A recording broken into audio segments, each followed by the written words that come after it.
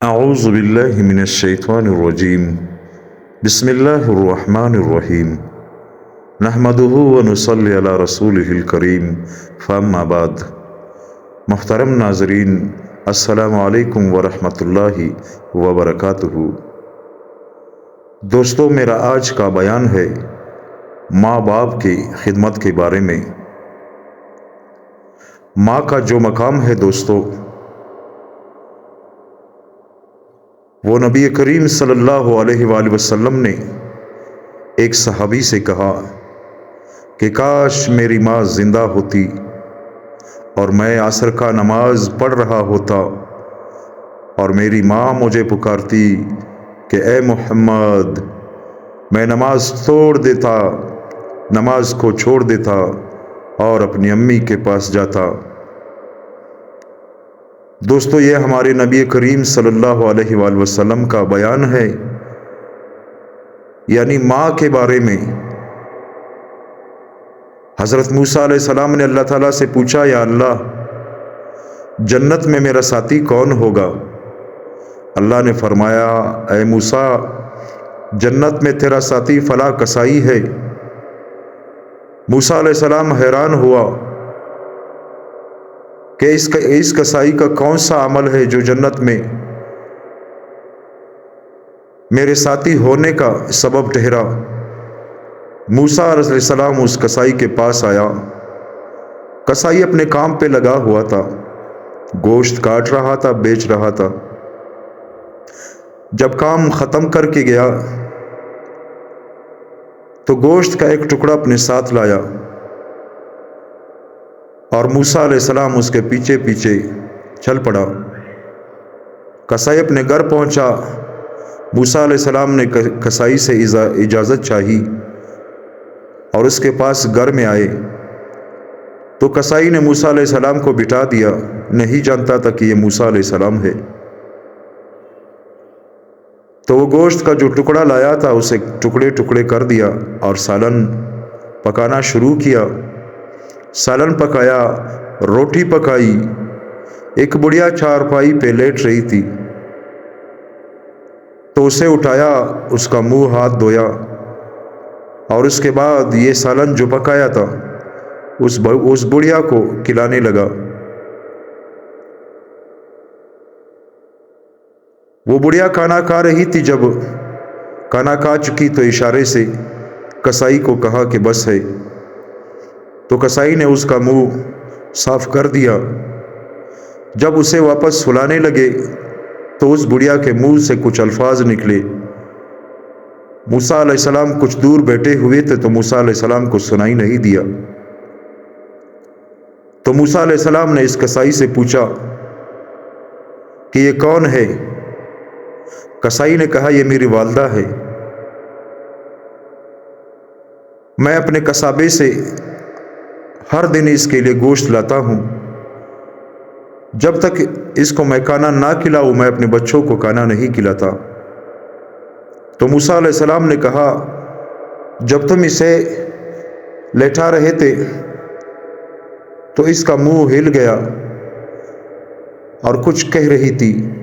کیا کہہ رہی تھی؟ تو کسائی نے کہا، بس ماں ہے، ہمیشہ اپنے بیٹے کے لیے دعائی کرتی ہے۔ تو موسیٰ علیہ السلام نے کسائی سے پوچھا کہ آپ کی ماں نے آپ کے لیے کون سی دعا کی؟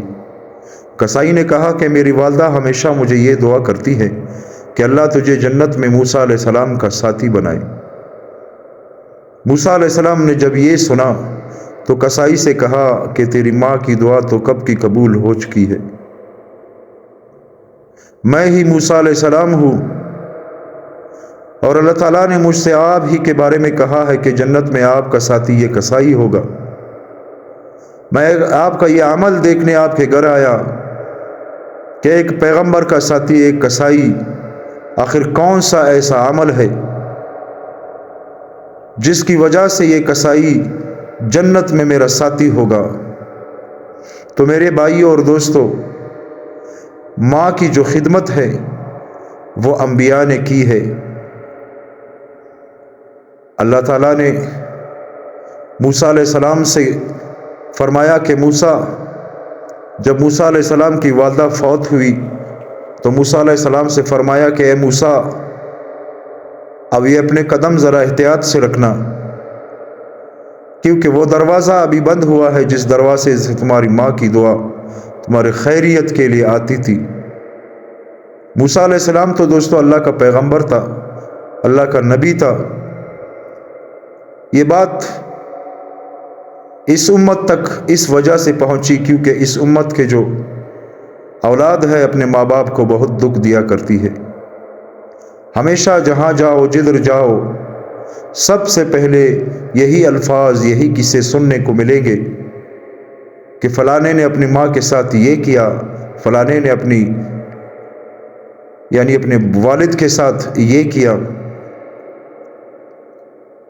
ایک حقیقی قصہ سناتا ہوں دوستو، اسی امت کا، اسی پاکستان کے اندر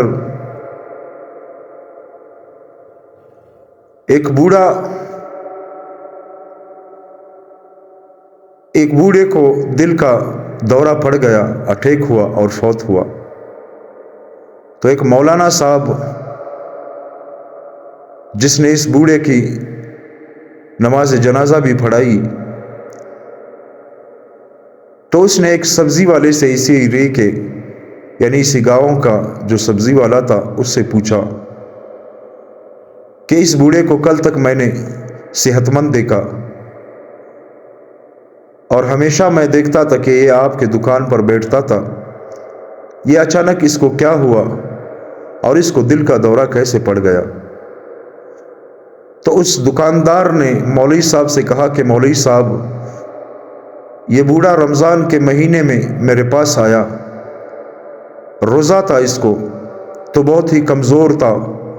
میں نے پوچھا حاجی صاحب پریشان بھی لگ رہے ہو اور کمزور بھی بہت ہوئے ہو، کیا بات ہے؟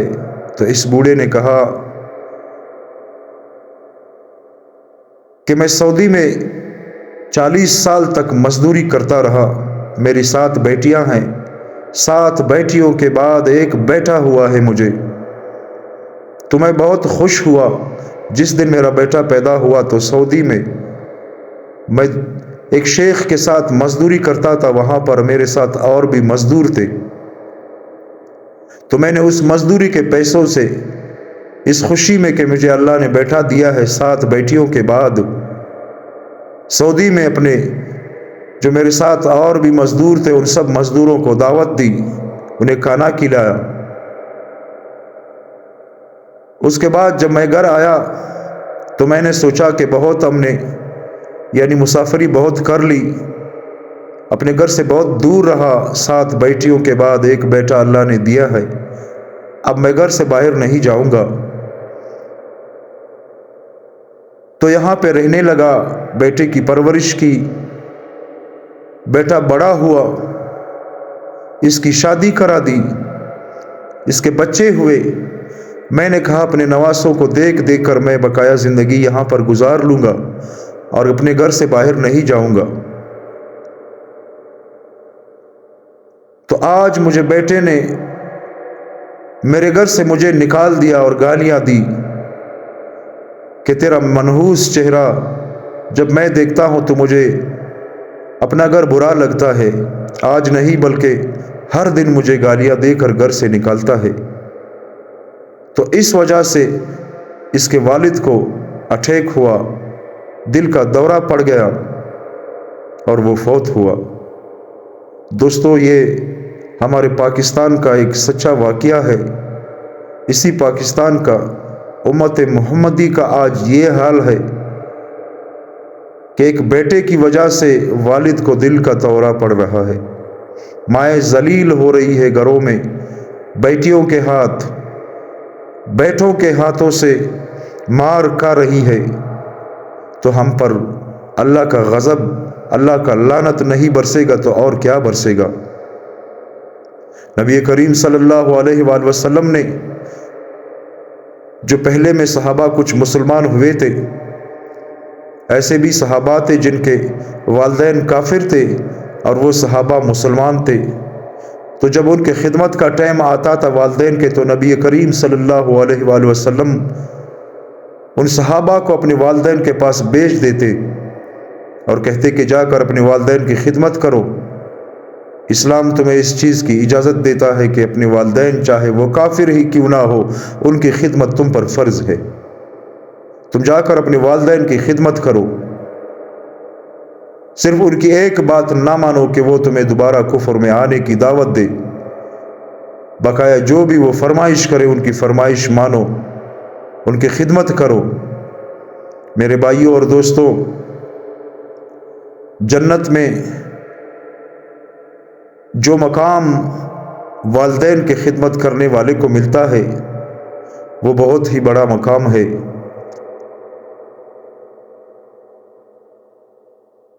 اللہ تعالیٰ سے دوستو دعا کرتے ہیں کہ اللہ پاک ہمیں ان میں شامل کرے جو اولاد فرمان بردار ہوئے ہو اپنے والدین کے۔ دوستو، جن کے علماء فرماتے ہیں کہ جن کے والدین فوت ہو چکے ہیں اور اگر زندگی میں ان کے والدین کو تکلیف ان کی وجہ سے پہنچی ہے تو ان کے قبر پر جایا کرے اور وہاں پر ان کی مغفرت کے لیے دعا کیا کرے، تو اس سے بھی جو ماں باپ کے حق ہے وہ بھی ادا ہو جاتے ہیں، اور قیامت کے دن اللہ تعالیٰ فرمان برداروں میں اس شخص کو اٹھائے گا جو اپنے والدین کے قبروں پر ہر روز حاضری دے، ان کی مغفرت کے لیے دعا کرے۔ ہر روز نہیں تو ہفتے میں ایک بار، مہینے میں ایک بار تو لازمی اپنے والدین کے قبروں پر جایا کرے، اور جن کے حیات ہے، جن کے زندہ ہے، ان سے تو خاص کر یہ گزارش ہے کہ خدا کے لیے اپنے والدین کو نہ ستاؤ۔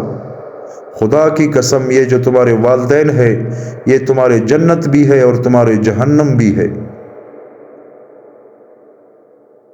اگر ان والدین کا تم نے حق ادا کیا تو اللہ تعالیٰ تمہیں بخشے گا، اگر والدین کو ستایا چاہے 70 حج کر لو، ہر نماز تکبیر اللہ کے ساتھ مسجد میں پڑھو، رمضان کے سارے روزے رکھو، زکوٰۃ دو، یہ تو حقوق اللہ ہے۔ لیکن حقوق العباد سب سے پہلے والدین کی خدمت ہے۔ اگر اس میں پکڑے گئے تو پھر اللہ کے سامنے نہ آپ کا حج چلے گا، نہ آپ کی نماز چلے گی، اور نہ آپ کا روزہ چلے گا، اور اللہ آپ کو پکڑے گا اس پر اگر والدین نے اللہ کے سامنے صرف ایک آہ کی۔ والدین کی آہ 7 آسمان تک 1 سیکنڈ میں پہنچ جاتی ہے۔ آسمان کے جتنے بھی دروازے ہیں والدین کے آہ کے سامنے کوئی بھی دروازہ نہیں ٹکتا، بلکہ کھل جاتے ہیں، اور یہ آہ جو اولاد کے بارے میں ہو یہ سیدھا اللہ کے حضور حاضر ہوتی ہے۔ خدا نہ خواستہ اگر کسی وقت والدین ناراض ہو جائے اور وہ آپ کے لیے بد دعا کرے تو بیڑا غرق ہو گیا، تباہ ہو گیا وہ انسان، تباہ ہو گیا وہ مسلمان، چاہے وہ بیٹی ہو یا بیٹھا ہو جس کے بارے میں اس کی ماں نے اللہ کے حضور فریاد کی۔ دعا اور بد دعا خاص کر والدین کی، اس کو قبول ہونے میں میرے بھائیوں اور دوستوں وقت نہیں لگتا، اسی وقت قبول ہو جاتا ہے، اسی وقت تمہاری شامت آ جاتی ہے۔ اگر وہ بد دعا ہوئی، تمہارے حق میں والدین کی بد دعا ہوئی تو وہ اسی وقت شروع ہو جاتی ہے، اور اگر دعا ہوئی تو خوش نصیب ہو تم، تمہارے حق میں والدین کی دعا بھی اسی وقت قبول ہوتی ہے۔ نسلیں بڑھتی ہے، نسلوں پر اللہ کی رحمت نازل ہوتی ہے، والدین کی دعا اور والدین کی بد دعا سے خدا کی قسم نسلیں تباہ ہو جاتی ہے۔ اپنے ارد گرد نظر ڈالو اور جا کر دیکھ لو، جنہوں نے والدین کو ستایا ہے وہ زندگی بھر ذلیل ہوتے رہے ہیں موت تک، اور موت کے بعد قبر میں پھر اللہ کی پکڑ ہے، وہ تو پھر اس دنیا سے بھی زیادہ ذلیل کر دیتی ہے۔ میرے بھائی اور دوستو، بنی اسرائیل میں ایک شخص کا واقعہ ہے ایک شخص نے شادی کی تو شادی کے کچھ مہینے بعد اس کی بیوی نے اس شخص سے کہا کہ تیری جو یہ بڑھیا ماں ہے نا، یہ مجھے بہت تنگ کرتی ہے، اس گھر میں تیری ماں رہے گی یا میں رہوں گی، تمہیں فیصلہ آج اور ابھی کرنا ہے۔ تو اس شخص نے اپنے بڑھیا ماں کو کاندھوں پہ سوار کیا، کاندھوں پہ اٹھایا اور ایک پہاڑ پر آ گیا۔